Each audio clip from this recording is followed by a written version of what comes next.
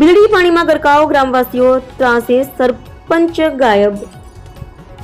બનાસકાંઠા જિલ્લાના ભીલડી ગામમાં વરસાદ ઓછો પડ્યો હોવા છતાં નાગરિકો પાણીમાં ગરકાવ થઈ ગયા છે। ગોગોમઠ, અંબિકા અને પંચવટી સોસાયટી સહિતના વિસ્તારોમાં પાણી ઘૂસી જતા લોકો મુશ્કેલીમાં મુકાયા છે। આ કપરી પરિસ્થિતિ વચ્ચે ગામની જવાબદારી નિભાવનાર સરપંચ તો ગાયબ હતા। નાગરિકો જ્યારે સમસ્યા લઈને ગ્રામ પંચાયત પહોંચ્યા ત્યારે સરપંચ હાજર નહોતા, જેના કારણે ગ્રામજનોમાં ભારે રોષ ફાટી નીકળ્યો।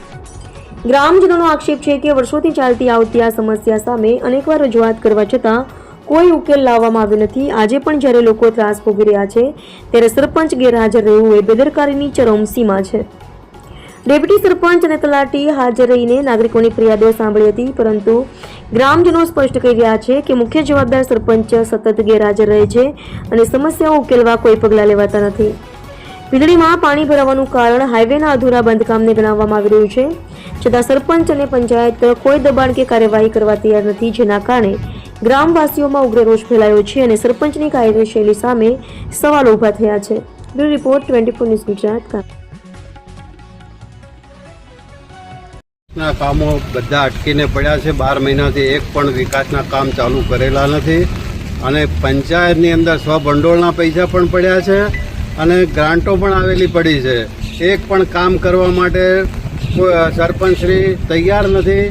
અમારે તો કેવું એક જ છે, સરકારશ્રીને નમ્ર વિનંતી છે કે આ બધાની અંદરથી અમને નીકાળી અને ગામનો વિકાસ થાય, ગામને તકલીફ ના પડે એ માટે નિર્ણય લઈ અને યોગ્ય કાર્યવાહી કરવા અમારી નમ્ર વિનંતી છે। મારું નામ નટુભાઈ ઠક્કર છે। હું વેપારી મંડળ ભીલડીનો પ્રમુખ છું।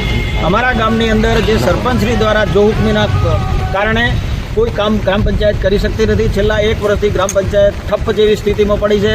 ગ્રામ પંચાયતના સરપંચના અનેક ભ્રષ્ટાચારો ગ્રામ પંચાયતના સભ્યોએ ખુલ્લા પાડ્યા। એના કારણે એમાં મારી સહી, એ અરજીમાં મારી સહી હોવાના કારણે મને ખૂબ હેરાન કરવામાં આવી રહ્યો છે। અત્યારે મારી દુકાન દબાણમાં ન હોવા છતાં, ખાનગી માલિકીના પ્લોટમાં હોવા છતાં મારી દુકાનને દબાણ ગણી મને તોડવાનો હુકમ આપેલો છે સરપંચે, અને એના માટે કરીને મારે હાઈકોર્ટ સુધી જવું પડ્યું છે।